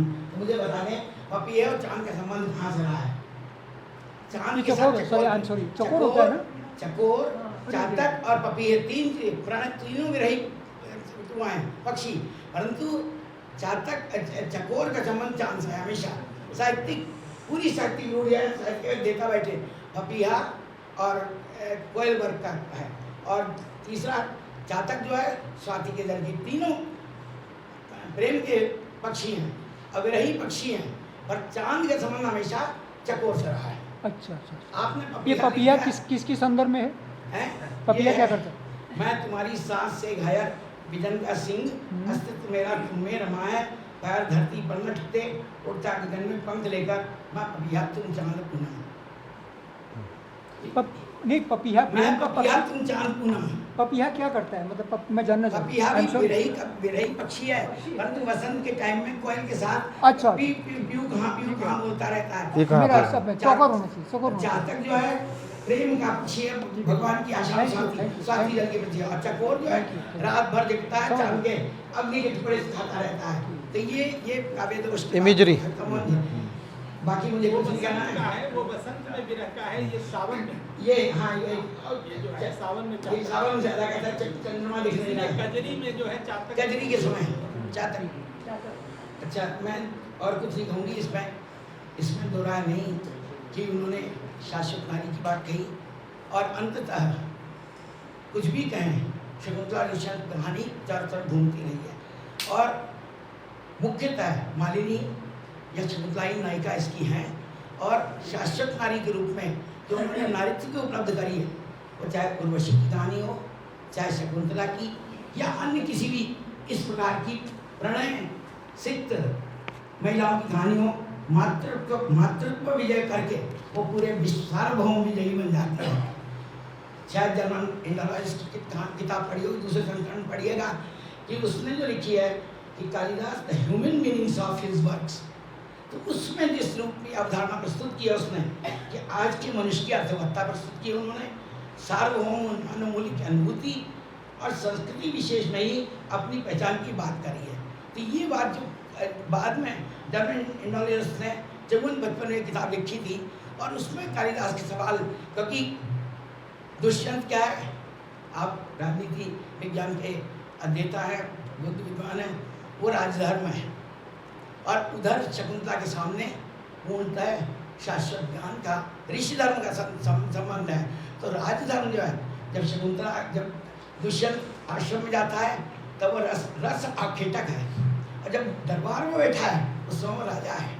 वो अगर याद भी आए तो पर पत्नी को अपनाने की बात या वो बात नहीं कर सकता, और वो सब कह देते हैं, उसकी गौतमी भी कह देती है जो तुमने आप इसे रखें या छोड़ें, हम तो जा रहे हैं, उसको छोड़ के चले जाओ। बाद में जो बात आई है, तो अंततः जो नारी की सार्वभौम प्रतिष्ठा की बात है, दिनकर ने उर्वशी के सिलसिले में लिखा था कि पुरुष यदि पुरुष का सृजन करें तो शायद हार जाते हैं, नारी जब पुरुष का सृजन करती है तो सार्वभौम जयता की।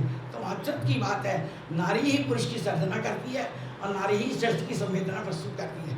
तो इस पंक्ति में जो अंतिम पंक्तियाँ जो प्रस्तुत की हैं, वो निश्चय ही इसका मैसेज है। लास्ट में सहज नहीं मन का अंतर मन से मिलना, छोटी सी वह दूरी तय करने की खातिर चेतन परम की व्यस्ति चेतना दिव्य प्रेम में खोजी। तो व्यस्ति समास्ति की ओर जो काव्य का लक्ष्य होता है, उससे पूरा करने वाला पूरा धर्म निभाया। इसमें दो राय नहीं कि आप कवि नहीं हैं, साहित्य का देवता नहीं है, परंतु जिस दार्शनिक भाव से क्योंकि राजधर्म की बातें उठाई हैं, वो आपके कौटिल्य की अर्थशास्त्र की, मनुस्मृति की, ये सब चीज़ें उभर कर आई हैं। निश्चय ही दूसरे संस्करण में हम राम मीना कुछ लोग बैठेंगे, इसको उस रूप में प्रस्तुत करेंगे जिसमें मालिनी की कथा 100% मालिनी की कथा, इसमें शब्द की बात जो सविता जी ने कही, निश्चय ही इस काव्य के प्रभाव में कहीं खटकते हैं दोबारा वाली बात। या जहाँ आपने यहाँ आज के युवाओं की चर्चा करिए, शराब की बोतल हाथ में, उसको भ्रांत पथिक से कह सकते हैं, कुछ और कह सकते हैं। वो शराब की बोतल शब्द जो है इतने गंभीर काव्य में खटकने वाली है। तो मुझे बहुत बहुत बधाई इस प्रबुद्ध काव्य के लिए, और क्षमा क्योंकि आपने मुझे किताब दी थी 21 में दी थी, इसलिए जो है कोई बात नहीं। हाँ, मैं लिख भी नहीं पाई, इसी बहाने कल 2-3 बार पढ़ी। धन्यवाद मैम। जब आप डॉक्टर सुधा रानी मैडम ने जब एक बार अपना वक्तव्य दे दिया, तो उसके पश्चात अब कोई और प्रश्न और किसी प्रकार की और गुंजाइश उसमें नहीं रहती है।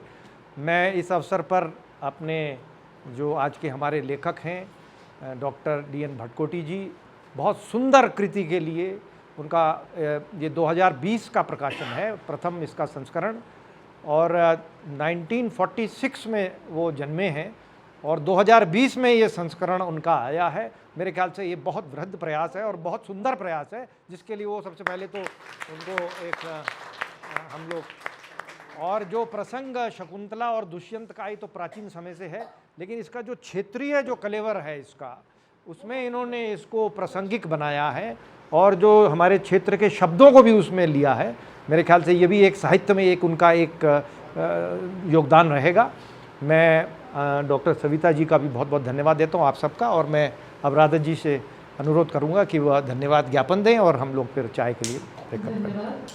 सर्वप्रथम तो मैं डॉक्टर भटकोटी जी को बहुत बहुत धन्यवाद देना चाहती हूँ और बहुत बधाई देना चाहती हूँ। आपने इतनी सुंदर रचना लिखी है, और क्योंकि यहाँ बहुत सारे लोग बहुत बड़े बड़े साहित्यकार हैं और बहुत बड़े पंडित लोग हैं, लेकिन मैं एक सामान्य पाठक हूँ, तो मुझे तो बहुत ही सुंदर लगी आपकी कविता। और जो अभी राम विजय जी ने कहा कि ये कविता नहीं है, लेकिन एक पोएटिक लाइसेंस की जो बात होती है, पोएटिक लाइसेंस का मतलब है कि जो लेखक है या कवि है वो पूरी तरह से स्वतंत्र है, और ये पूरा हम लोगों को ये क्रेडिट भटकोटी जी को देना चाहिए कि आपने स्वतंत्रता अपने विचारों को और आपने जो उसमें जो आपने फिलोसॉफिकल इनपुट डाला है वो बहुत ही इंस्पायरिंग है, और मतलब हम सब के लिए बहुत कुछ सीखने का है उसमें। और जो आपने समझाया आज इतने अच्छे शब्दों में, प्रेम के जो अलग अलग स्ट्रेटा है, मतलब ये एक साइकोलॉजिकल इंसाइट भी है, फिलोसॉफिकल भी है और पोएटिक भी है, तो ये तो पोएट्री को आपने बहुत ऊपर उठा दिया। ये मेरी राय है, मैं एक सामान्य नागरिक हूँ। तो बहुत बहुत धन्यवाद आपकी इतनी सुंदर कृति के लिए। और आज के जो डिस्कशंस हैं, डॉक्टर सविता मोहन और अनिल रतूड़ी जी, आप लोगों ने बहुत अच्छे प्रश्न पूछे और बहुत अच्छे से चर्चा हुई। जो यहाँ ऑडियंस क्वेश्चंस भी बहुत अच्छे थे। आप सबका बहुत बहुत धन्यवाद।